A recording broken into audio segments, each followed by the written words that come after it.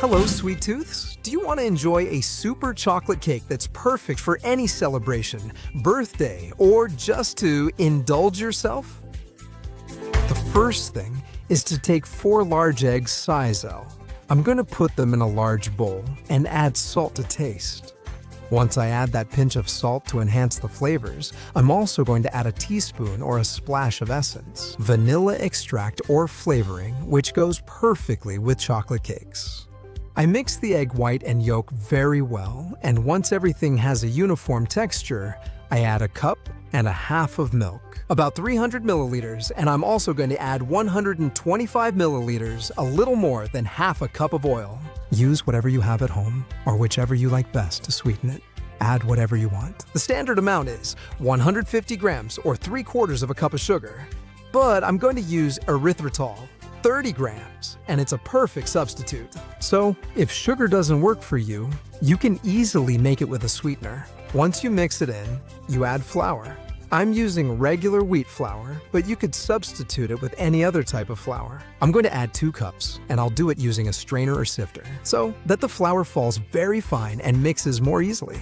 That way, you won't get lumps in the cake. This takes just seconds and is worth it. Remember to sift the flour.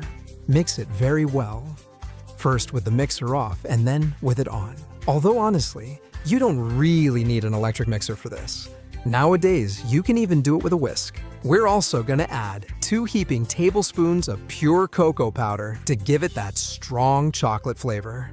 And I also do it through the strainer so it does the same as before, breaking up all the lumps and mixing everything together in no time.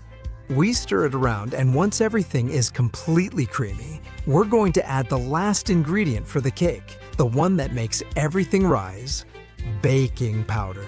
I'm going to add a good spoonful, and just like before, give it a few stirs to mix it into the batter, and now the cake is ready. What are we going to do? Put it in the mold we're going to use? Today I'm feeling bold, and I'm going to use a square mold. Yes, that's right, you heard me, 20 by 20 centimeters. I like to line it with parchment paper so the finish is nicer and it's easier to remove from the mold. I pour the cream on top, and I'm going to put it straight into the oven, which I've preheated to 180 degrees Celsius, about 355 Fahrenheit, with heat from top and bottom for about 40 to 45 minutes.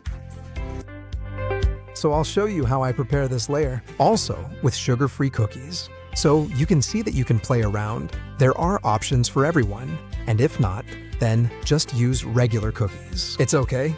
The point is to cut pieces of cookie to have a kind of crumbs. Then we go to a pan, add a good spoonful of butter, and when it's ready to brown, we drop the cookie pieces on top. We're gonna keep stirring it around with the hot butter until the cookie gets a golden and crispy color. At that moment, take it off the heat.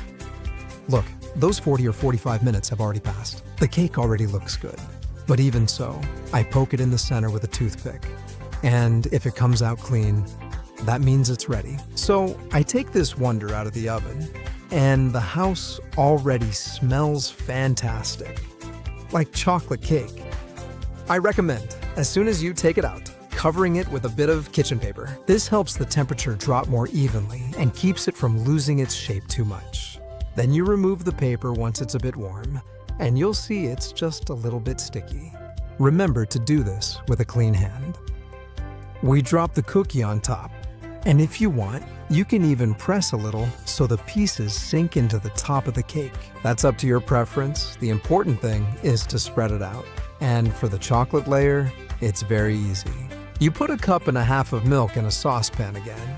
Add a splash of vanilla to give it some extra flavor, and a thickener. I like to use agar-agar, but if you don't have it on hand, you can use any other thickener, from cornstarch to gelatin. This one in particular works like this.